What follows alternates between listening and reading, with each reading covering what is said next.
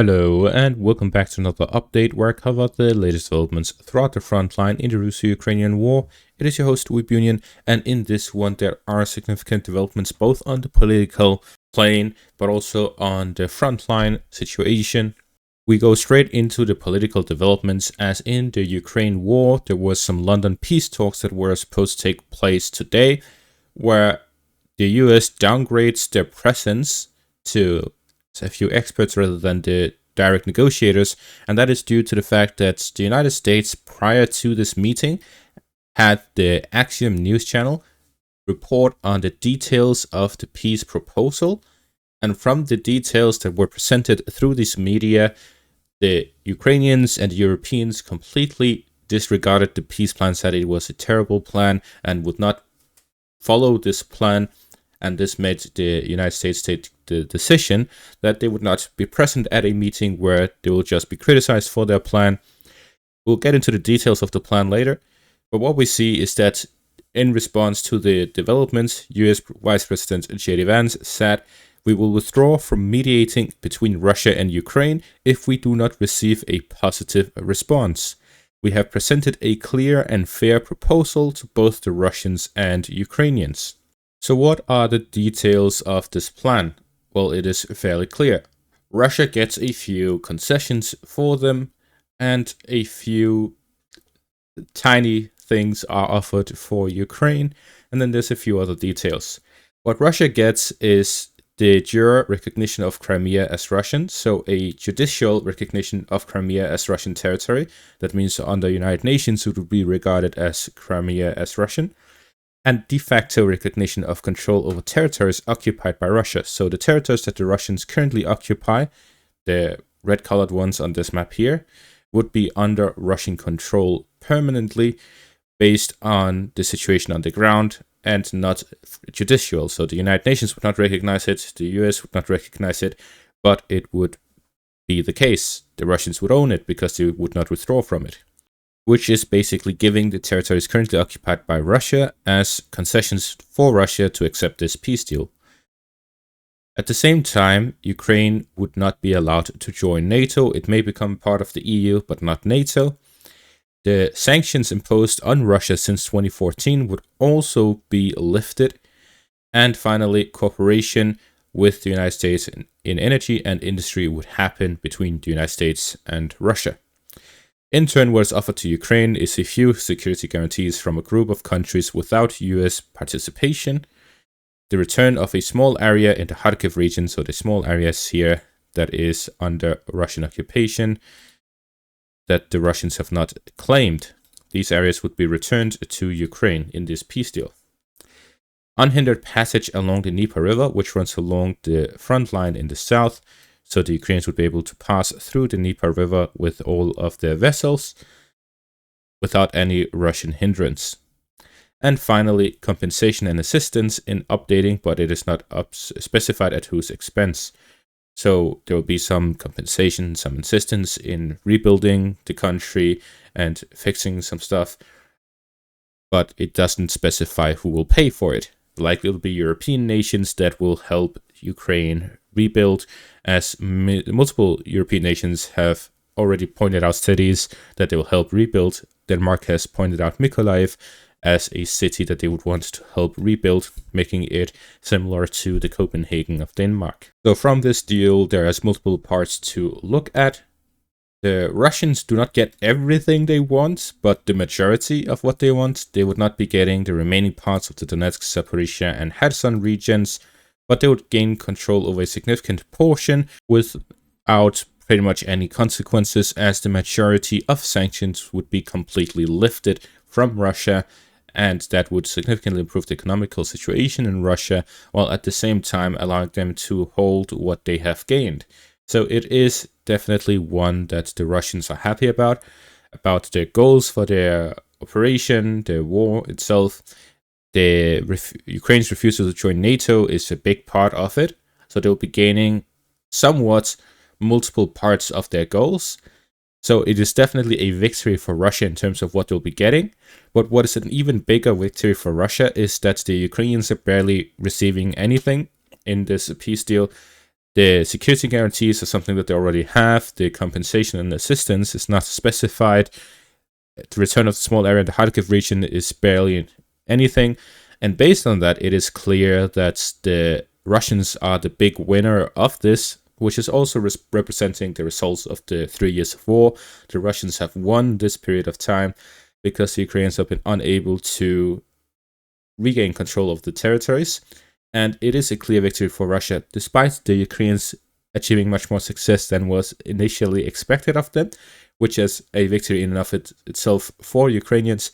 But in terms of land gained, in terms of land held, the Russians are definitely the victor here. However, the Ukrainians have posed several red lines, such as the entry into NATO is a red line for Ukraine. They want all the territories returned. They don't want Crimea to be recognized as Russians. There are multiple parts to this peace deal that are red lines for the Ukrainians. They refuse to accept any of these, which means that it is extremely likely that the Ukrainians will decline this peace deal.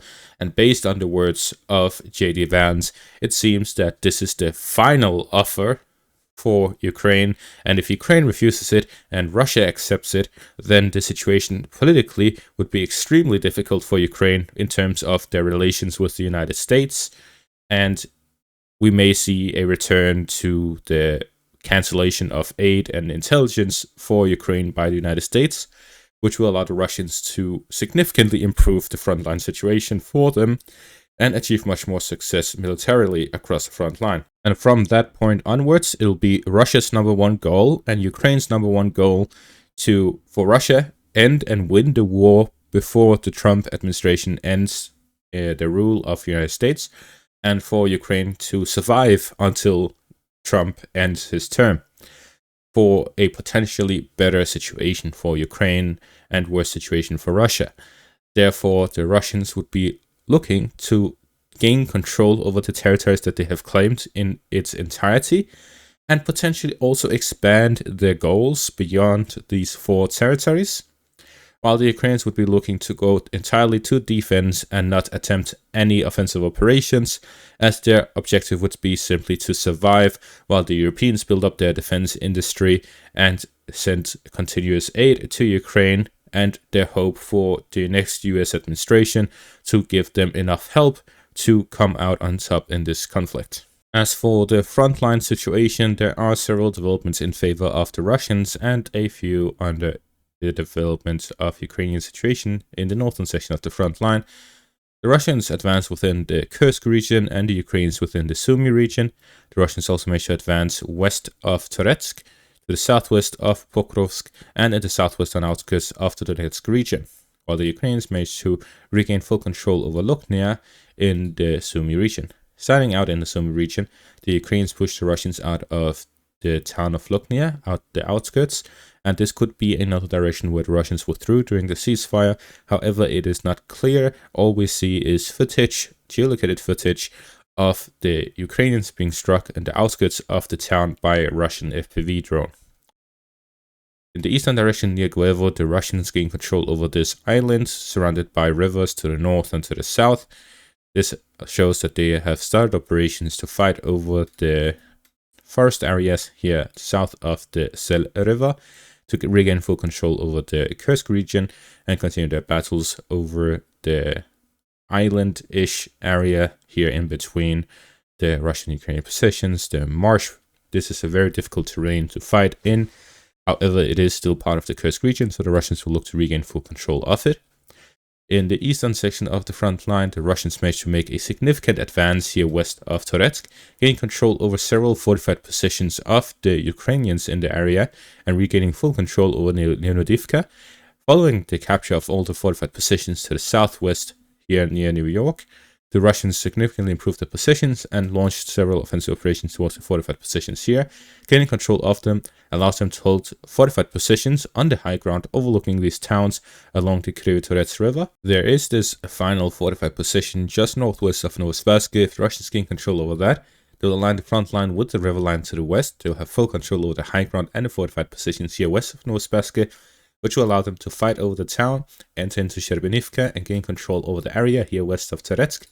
and move upwards along the fortified positions to the next defensive positions of the Ukrainians near Katerinivka, Klebenbig, the reservoir south of Konstantinivka, and to connect the front line with the river line all the way up towards the reservoir, which puts the situation here along Toretsk significantly in favor of the Russians and for further offensive operations by the Russians in a westward direction and in a northern direction, which will allow the Russians to start a new offensive here in the Toretsk direction towards Konstantinivka, towards the fortified positions to the southwest of the city, and to connect the front line with Jazov Yar in the north.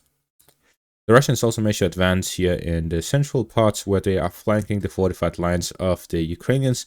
They're fighting over the fortified positions here northwest of Sukhabelka, gaining control over the last remaining ones along the crossings through the river line. The Russians are also fighting on both banks of the river line north of Kalinova in the direction of Staramykolaivka.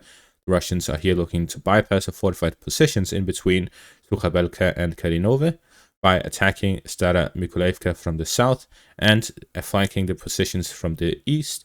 This allowed them to penetrate the fortified positions, cut off their supplies, and encircle the Ukrainian forces within them. Gaining control of these fortified lines will significantly improve the Russian positions in the area, and they will move on to the next defensive line, which they can encircle by attacking both of the flanks. Gaining control over this entire area will leave just a few fortified positions under Ukrainian control in the area between Toretsk and Pokrovsk. Based on this, we can see that the Russians are heading to victory both on the frontline situation but also on the political situation.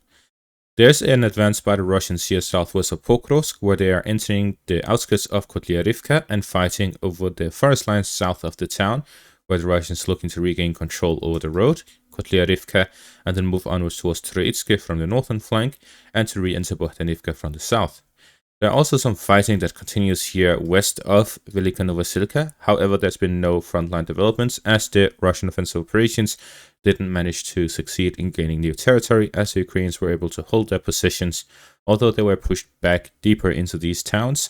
Losing their positions on the outskirts, the Russians were unable to solidify and entrench themselves within the towns. And that is going to be all for this update. Thank you all for watching. Make sure to leave a like, subscribe, check out my Patreon and YouTube membership for additional content. Thank you all for watching and have a great day.